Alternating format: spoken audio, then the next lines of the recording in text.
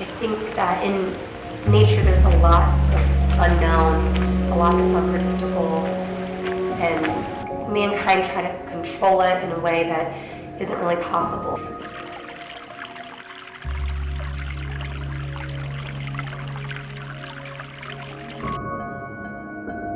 Something that I work through with my process is I'm not trying to control the material, I'm kind of just letting it take its course as nature takes its course. It's kind of creating itself.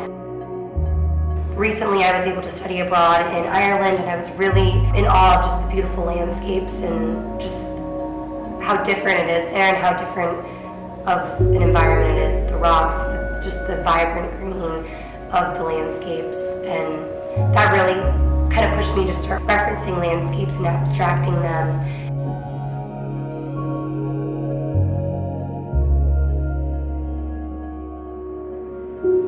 I feel like when you are in nature, it's a very physical experience, whether you're walking or hiking or just being present in the moment.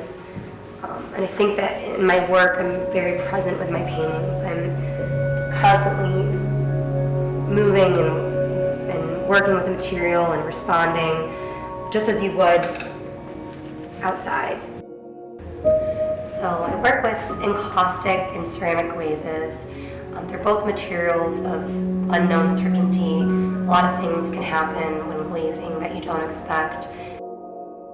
And with encaustic work, it reacts differently when you put more wax over or use the heat gun and heat up areas, and you get really interesting moments within those areas of the painting. Kind of intuitively working with the materials.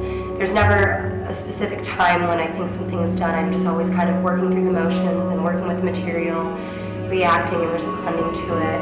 Each painting takes me multiple weeks, and I'll lay it down and think I'm finished, but then go in and add 4 more layers. And I really like the unforgiving nature of the material because it is so spontaneous. There's not a lot of control while using glazes and wax. And I think that kind of references the subject matter that I'm basing it off of environments. And I always stop a painting when I think that there's no further way I could push it, or that there's nothing else I could do to make it more successful.